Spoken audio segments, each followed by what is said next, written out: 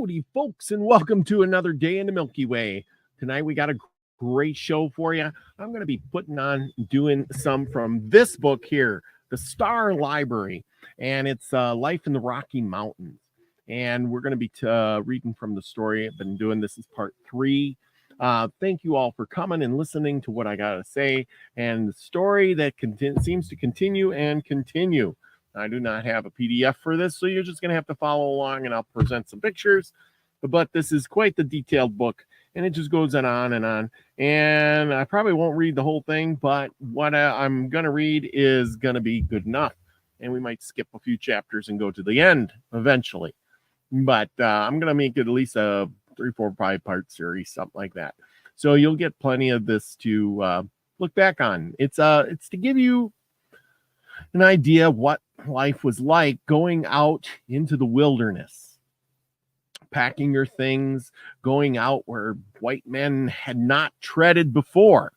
And we are going to try to experience this from their eyes. Now, in the old books, they did give a good description of, those days. They described it very well. And unfortunately, I probably can't read it as well as they described it.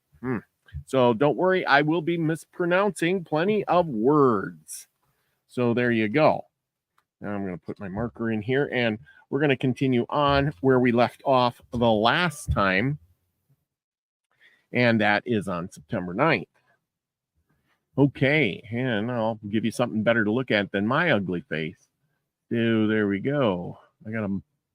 And there it is. Hot diggity dog. Just imagine yourself sitting there. And you don't have to watch. Just listen. It's like a podcast. And who knows? Maybe I'll put these on podcasts someday. You never know. But you can say, listen to it here first. So I hope you enjoy. Sit back, relax. We'll get right on with the reading. Okay. September 9th. Early in the afternoon, we came to the Kansas and were employed till nearly night in effecting a ford. This proved rather difficult as the water was deep and the bottom sandy. The course bearing directly across till nearly midway of the river flows the current for 600 or 800 yards and then turns abruptly to the opposite shore.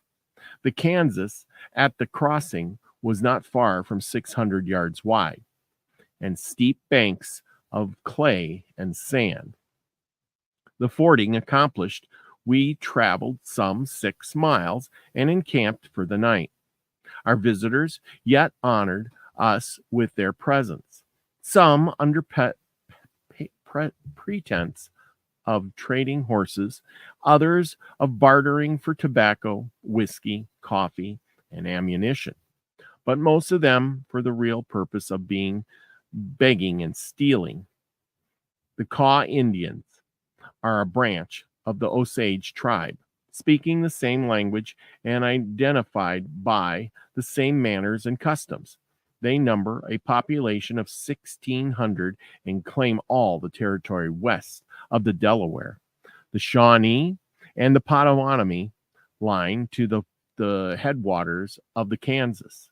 Their main village is on the left bank of the river, a few miles above the crossing. Their houses are built Pawnee fashion, being conforming and covered with a thick coat of dirt, presenting a hole at the apex to emit the smoke, and another at the side to serve a double purpose of the door and the window.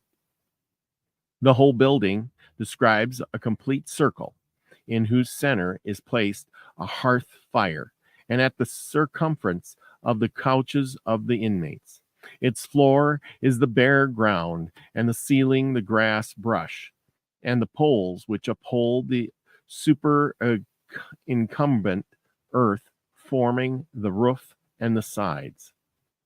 The Kaws are generally lazy and slovenly people, raising but little corn and scarcely any vegetables.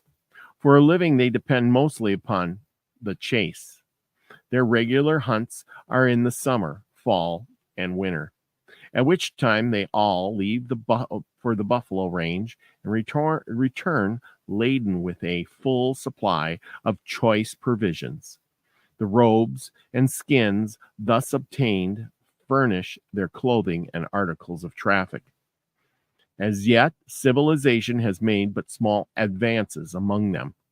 Some, however, are tolerably well educated, and the Protestant mission established with them is beginning to slow its successful operations for their good, while 2 or 3 families of half-breeds nearby occupy neat houses and have splendid farms and improvements, thus affording a wholesome contrast to the poverty and misery of their rude neighbors.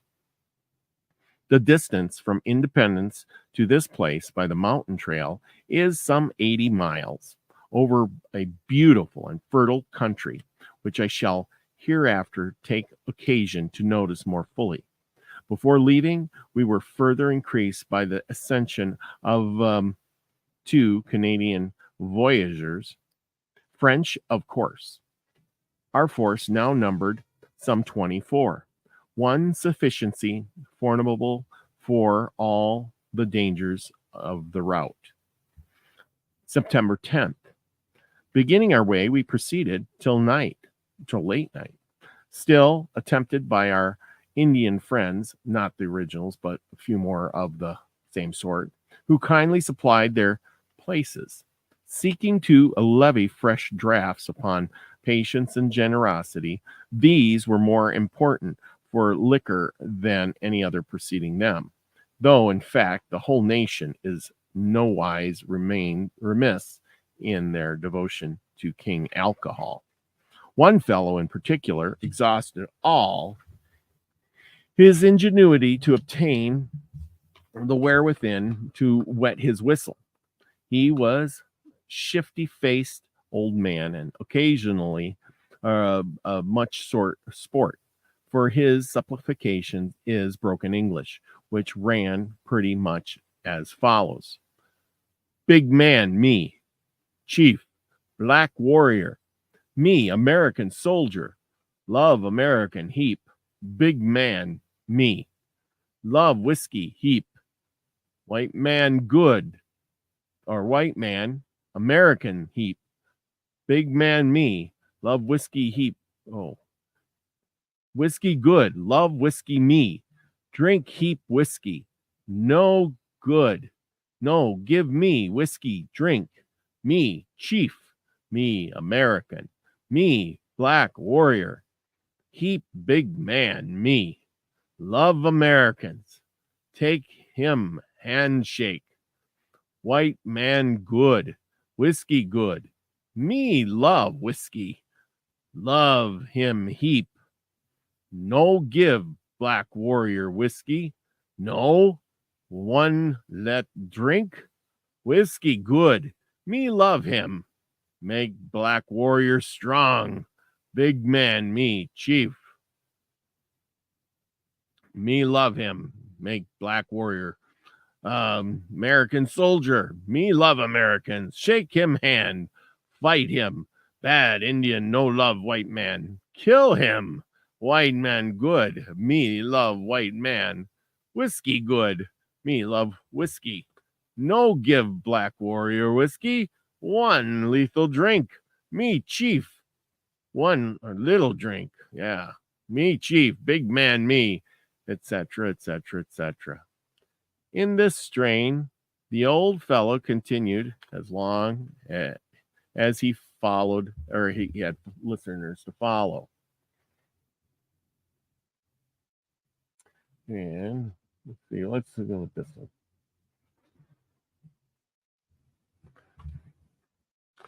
Okay.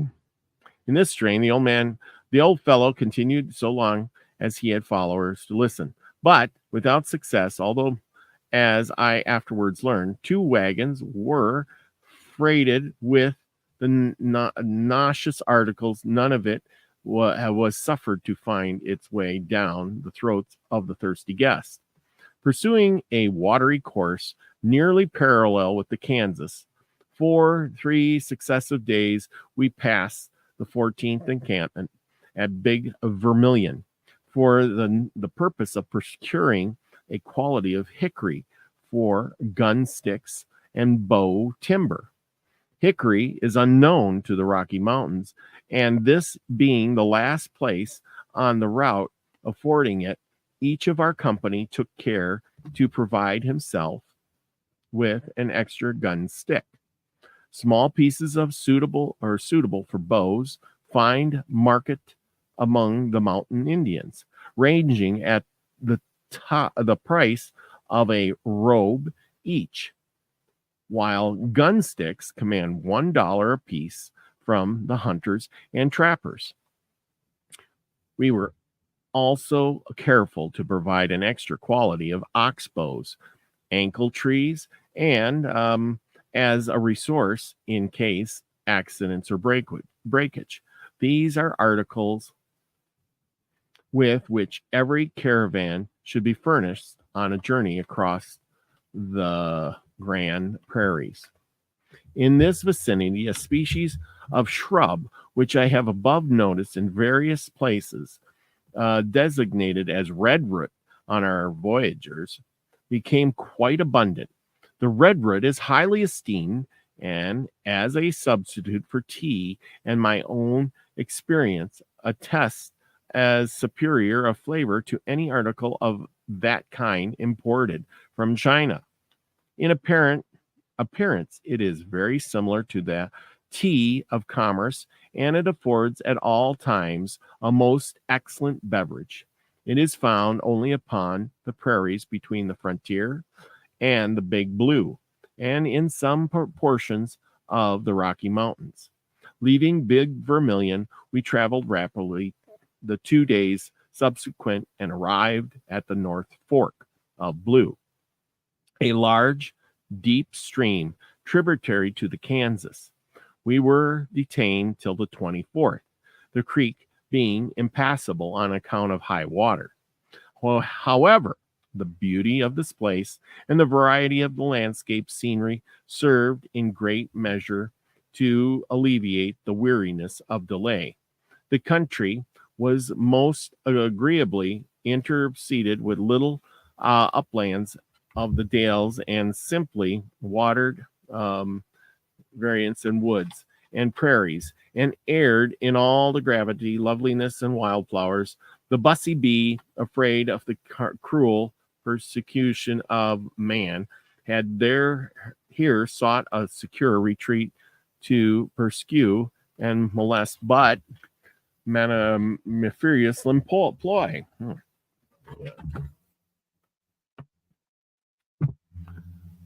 And fill the dark chambers of her oaken palaces, year by year, with honeyed stores. The air was almost vocal with the music of her wings, and the flowers were enlivened by the gentle touches of her embrace. The odor of honey filled the breeze, which, wafting the mingled melody of birds and insects with the incense of flowers over the smiling prairie till lost in space, seemed more like a breath of Eden than the exaltations of earth. As might be supposed, we were not slow on levying upon the delicious stores which the industrious insects claimed this as their domain, had laid away for themselves.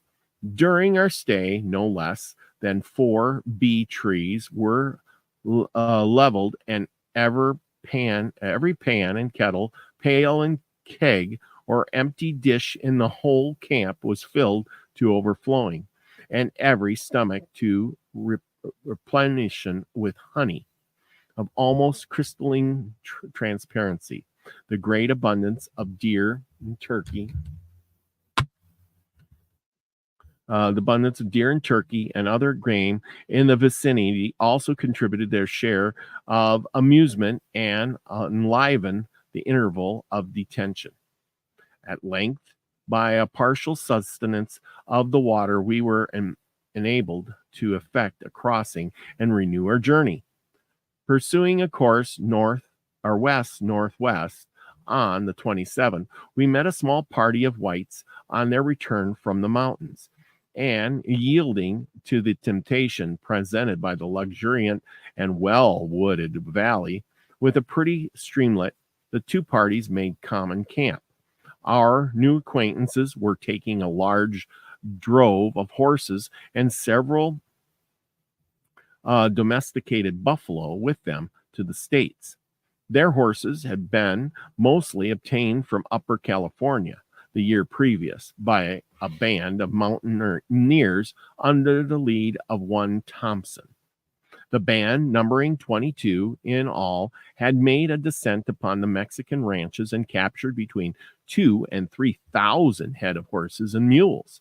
A corpse of some 60 Mexican cavalry pursued and attacked them, but were defeated and pursued in turn with the loss of several mules and their entire camp equipage, after which the adventurers were permitted to regain their mountain homes without further molestation, but in passing the cheerless desert between the Sierra Nevada and the Colorado, the heat, dust, and thirst were so intolerably observant the full one half of their animals died. The remaining, however, were brought to a rendezvous and variously disposed of to suit the wants and wishes of their captors. The buffalo in possession of our wayfaring friends had been caught wild calves and reared by domestic cows. They appeared as tame and easily managed as other cattle. One of them, a 2-year-old heifer, was rather vicious in its habits, having been spoiled while a calf by the too great familiarity of its keeper. After listening to a full exposition of its bad qualities, our commandant offered to bet he could handle or even ride the unruly beast at pleasure. "Can you?" said the owner. "Do it, and my best horse is yours. I take all such offers." Returned the commandant. "A horse could not be easier earned." He continued, stepping toward the ill-tutored animal. "Come, boss. Poor boss. Bussy," addressed the buffalo, which commenced advancing, at first slowly, then with a sunken bound, ran full tilt against the admitter, leaving him prostrate upon the ground as it turned away, dancing and throwing its heels exultantly as the exploit. "Bless my stars," he exclaimed on recovering himself. "I'd had no idea that would serve me so." That's what you get for riding a buffalo. "Oh, laughed the owner. "You seem to pick upon a strange place for a snooze. What in the world were you doing before that skittish beast?" The roar of laughter which followed told how well the joke was relished by the crowd. Well, that's what they do for entertainment, I guess. Reports of the mountains brought intelligence of recent difficulties between the whites and the Sioux.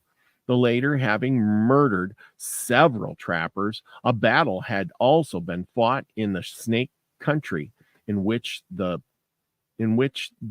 Sioux were defeated with a loss of 20 killed and wounded. The whites suffered at the loss of their leader, Frapp, and 4 others. Another affair had come off at Fort Platte between 2 factions of that tribe, while on a drunken spree resulting in the death of Sachem Shishili, their chief, and several of his party. The most acceptable item of intelligence was the probability of our reaching the Buffalo Range in 10 days, at least where we should find vast quantities of those animals. This led our voyagers to extempiate anew upon a choice varieties of the feast of good things we might expect on that occasion. Bidding adieu to our transient campmates, we were soon again en route. The day following, being unfit for travel, was devoted to overhauling and readjusting the freight on the wagons.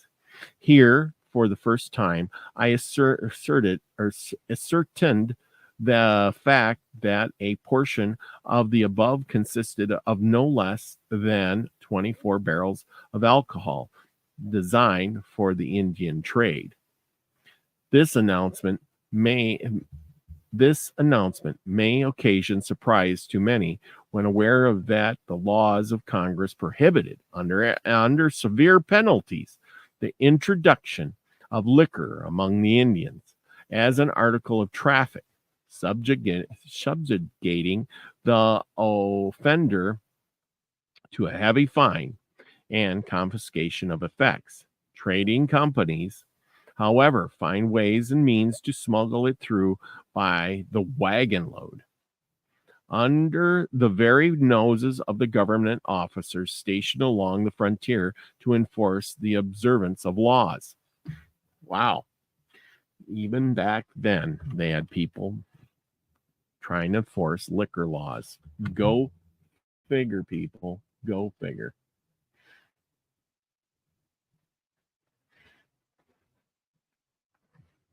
Trapper's Cabin. There you go. Here's a new one.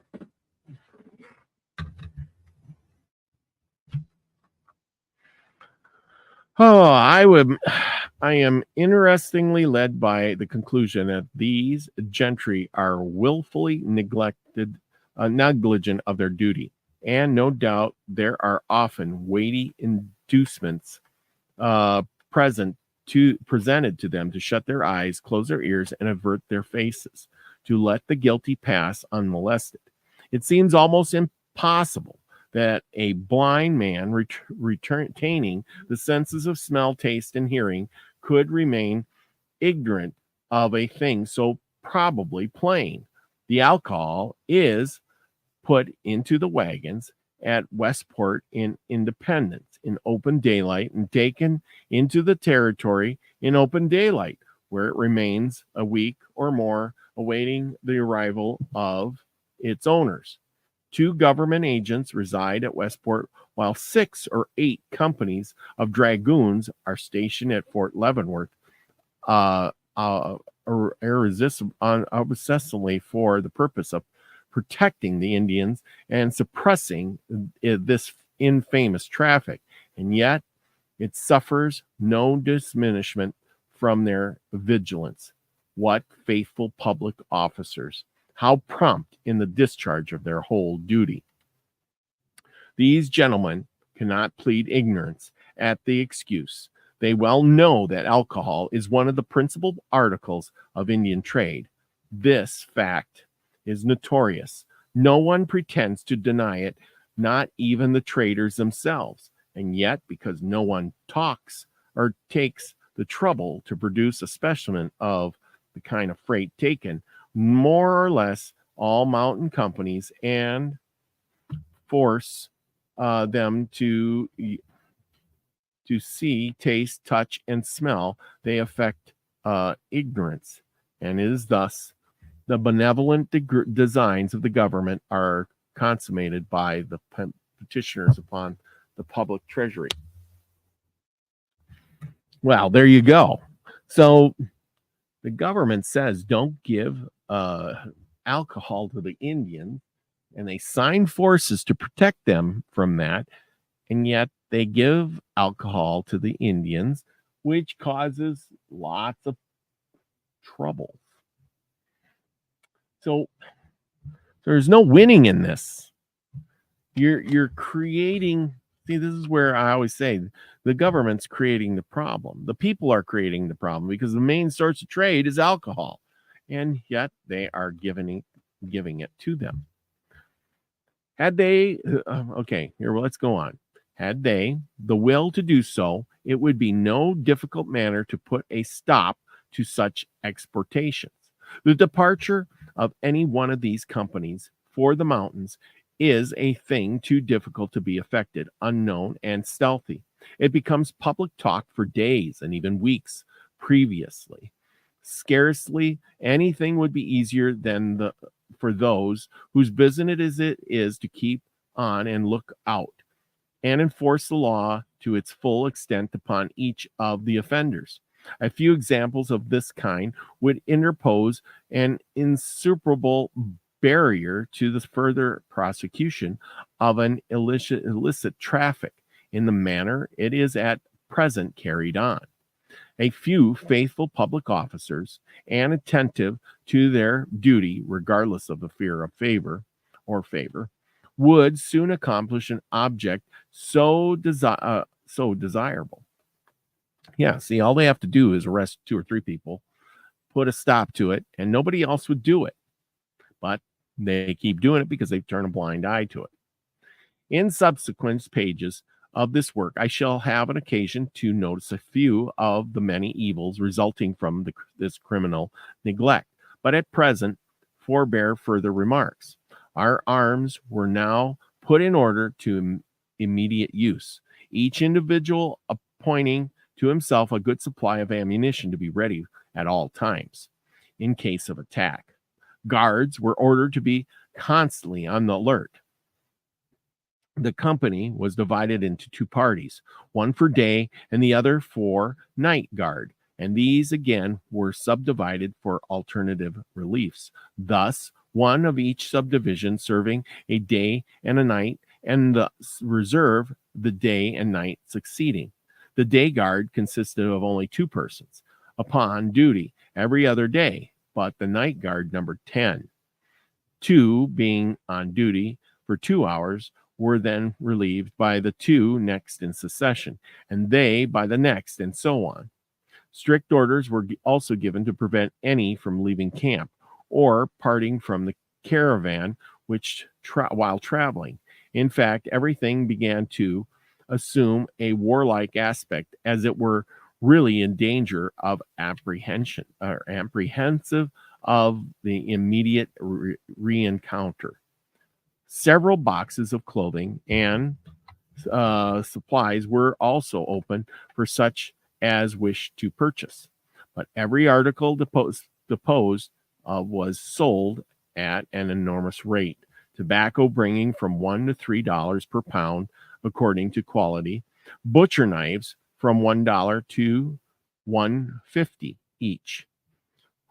Hose $1 per pair. Shirt from $3 to $5 each, according to quality. Blankets from $12 to $16. Coats from $15 to $40. Coarse shoes $4 per pair. 6 penny something 50 cents were per yard. Beads $1 per bunch, etc. These were the indifferent qualities and afforded the vendor some 300 or 400% advance upon purchase price. In fact, with the regard to prices, conscience had been no thing to do with a proprietor. Oh, okay, conscience. So anyway, they were selling and doing things, marking things up by huge amounts. Okay, and that leaves us off at the end of the half hour, and we will be on chapter 4 next. Thank you all for coming. Chapter 4 will be the next time. Join me then. We will be back on with chapter 4.